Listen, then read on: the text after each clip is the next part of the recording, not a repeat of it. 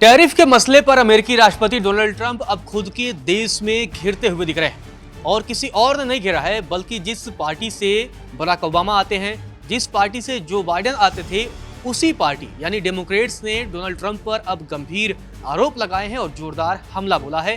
तो आखिर अब डेमोक्रेट्स ने ट्रंप के खिलाफ क्यों मोर्चा खोल दिया है, जैसा कि हमने आपको बताया टैरिफ को लेकर, और अब क्या कुछ ट्रंप के बारे में डेमोक्रेट्स की तरफ से कहा गया है, इस पूरे मामले की जानकारी देने के लिए हमारे साथ सोनम है।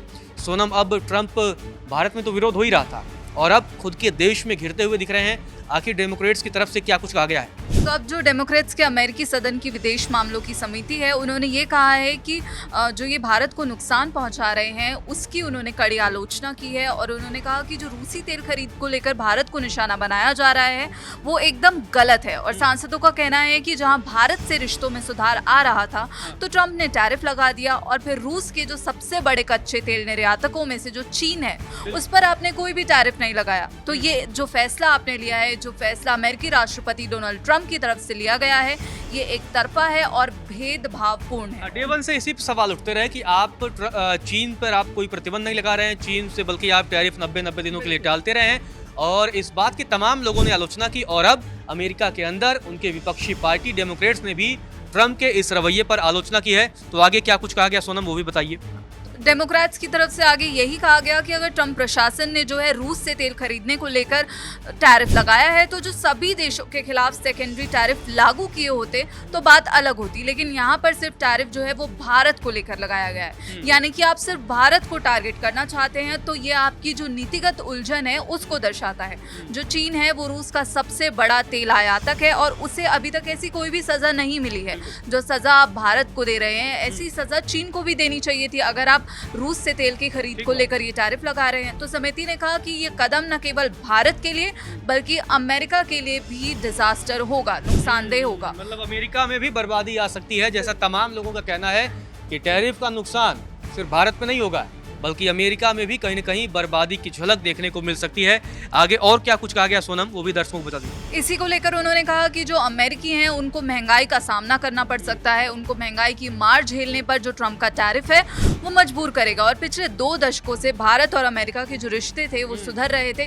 काफ़ी वक्त से जो ये रिश्तों को सुधारने के लिए जो भी कदम उठाए गए थे उससे बहुत बड़ा नुकसान पहुंचेगा। टैरिफ से इन रिश्तों पर बहुत ज़्यादा नुकसान पहुंचेगा और इस कदम से जो है रूस और यूक्रेन युद्ध का कोई भी सीधा संबंध नहीं है। तो हाँ बिल्कुल, जो लगातार कई जो इकोनॉमिस्ट हैं, कई एक्सपर्ट्स हैं, वो भी यही कह चुके हैं कि अगर आप रशिया यूक्रेन युद्ध को लेकर अगर ये टैरिफ लगा रहे हैं तो फिर आपको और देशों पर भी लगाना चाहिए जो रूस से तेल आयात कर रहे हैं, लेकिन आप नहीं लगा रहे तो फिर यहाँ पर आपका जो मुद्दा है वो एक तरह से अहंकार हो जाता है। एक तरह से ये हो जाता है कि भारत की जो बढ़ती अर्थव्यवस्था है बिल्कुल टारगेटेड अटैक कर रहे हैं। उन्होंने कहा कि जो अमेरिकी रणनीतिक विशेषज्ञ हैं वो भी यही मानते हैं कि जो इंडो पैसिफिक क्षेत्र में अमेरिका की नीति को कमजोर कर सकता है ये फैसला, और भारत इस क्षेत्र में अमेरिका का सबसे बड़ा साझेदार माना जाता है। समिति ने कहा अगर ये कदम यूक्रेन युद्ध में रूस को कमजोर करने के लिए उठाया गया है तो फिर चीन पर भी कार्रवाई की जानी चाहिए थी, क्यों नहीं की गई?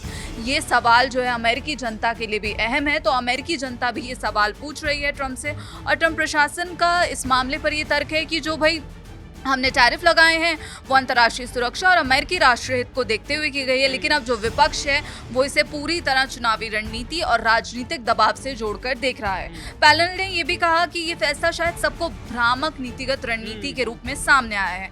और इसी के साथ हम जो बहुत बड़े अर्थशास्त्री हैं, अमेरिकन इकोनॉमिस्ट हैं, जेफरी सेक्स, उन्होंने भी कहा कि आप भारत को डरा धमका कर उसे झुका नहीं सकते और ना ही अपना काम निकलवा सकते हैं। ये सोचना समझदारी नहीं है कि 1.5 अरब की आबादी वाले देश को टैरिफ के नाम से डराया जा सकता है। उन्होंने कहा कि ट्रंप जो है ब्रिक्स देशों को और करीब लाने में काम कर रहे हैं और ये एक तरह से अपने पैर पर ही कुल्हाड़ी मारने जैसा है।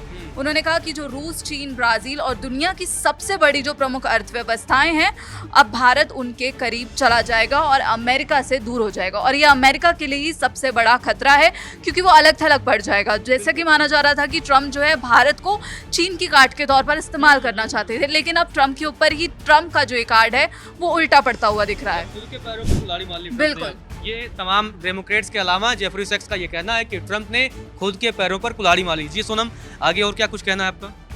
तो उन्होंने कहा कि वो अमेरिका की इंडस्ट्री का ही नुकसान कर रहे हैं और हो सकता है कि इस कदम से जो अमेरिका की कंपनियां जो घरेलू स्तर पर उत्पादन बढ़ा दें, लेकिन वो इंटरनेशनल मार्केट्स जो अंतर्राष्ट्रीय बाजार हैं ज़्यादा कॉम्पिटिटिव वहाँ पे नहीं रह जाएंगी। और मुझे यही लगता है कि वो दुनिया को करीब लाने का काम कर रहे हैं, लेकिन अमेरिका को एक तरह से सेग्रीगेट, अलग थलग करने का काम कर रहे हैं। तो एक तरीके से अमेरिकी राष्ट्रपति डोनाल्ड ट्रंप का ये फैसला अमेरिका को ही दुनिया से अलग थलग कर देगा। ये हमारा दावा नहीं है, बल्कि अब ये दावे अमेरिका से उठने लगे हैं। इन आशंकाओं को अब अमेरिका से ही बल मिलने लगा है। एक तरफ डेमोक्रेट जो वहाँ की मुख्य विपक्षी पार्टी है, वो भी ट्रंप की नीतियों पर अब सीधे तौर पर सवाल दाग रही है। तो वहाँ के जाने माने इकोनॉमिस्ट जेफरी सेक्स का ये कहना है कि भाई इन्होंने तो अपने पैर पर ही कुल्हाड़ी मार ली है, क्योंकि ये दुनिया पर टैरिफ लगाकर, खासकर भारत पर टैरिफ लगाकर ये अमेरिका को अलग थलग कर रहे हैं और चीन, भारत और रूस को एक साथ लाने की एक कोशिश हो सकती है जो ट्रंप का टैरिफ है। तो अब अमेरिका में ही अमेरिकी राष्ट्रपति डोनाल्ड ट्रंप घिरते हुए दिख रहे हैं। इस मसले पर जो भी और आगे अपडेट होगा वो हम आप तक पहुंचाते रहेंगे। फिलहाल के इस वीडियो में इतना ही।